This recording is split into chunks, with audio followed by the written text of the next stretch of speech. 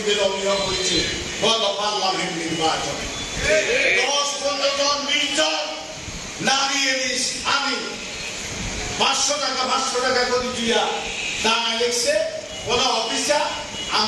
আমরা যখন যাই সেখানে তখন এদেরকে দাঁড়া করে সিস্টেম মিথ্যা কথা বলছি।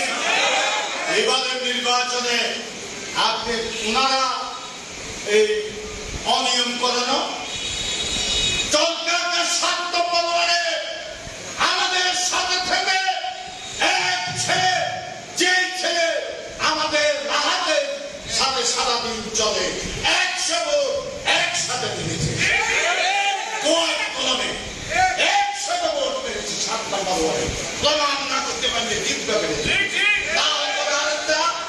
ওই যে 1 নম্বর ওয়ার্ডে গোটা সোয়া এই ছেলে সেই ব্যালট পেপার আমাকে একজন দেখাইছে, সে ব্যালট পেপার গাড়ি নিয়ে এসেছে, সে ভোট করে আমাদের সাথে ভোট দিতেছে গোয়ার কলমে। এইভাবে গোয়ার কলমের ভোট কিন্তু বাড়ছে এবং বাড়ছে কিন্তু সব প্রক্রিয়াতেও তারা চলে যাওয়ার পরও 60টা পর্যন্ত তারা ঠিক মতো ভোট দিচ্ছে। আজকে সমাজ থেকে আমরা একটা জিনিস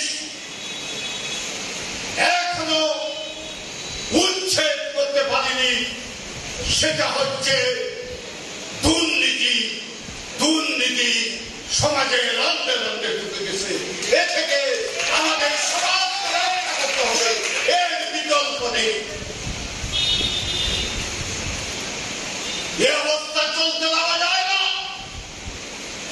যেই শিক্ষকদেরকে দেশের মানুষ শ্রদ্ধা করতে সবচেয়ে বেশি, সেই শিক্ষা প্রতিষ্ঠানকে গুরুকে আজকে সবচেয়ে বেশি দিচ্ছে। আর থানা এটা আল্লাহ ইজ্জত সম্মান কারো রাখে। টাকা দিলে আপনি ভদ্রলোক, আমাদের সম্মান দিবে। টাকা দিতে দায়িত্ব নেওয়া লাঠি মারি বাদ লাগে, ওরা বাইরে না। একটা সালিশও সমাধান করতে পারে না। 2 পক্ষ থেকে টাকা খেয়ে হাত শত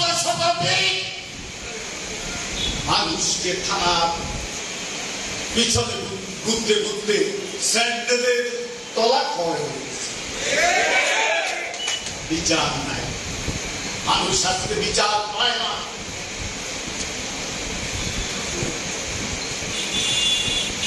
এগুলা ন্যায় বিচার প্রতিষ্ঠা করতে হবে আজকে, এটার বিকল্প নাই।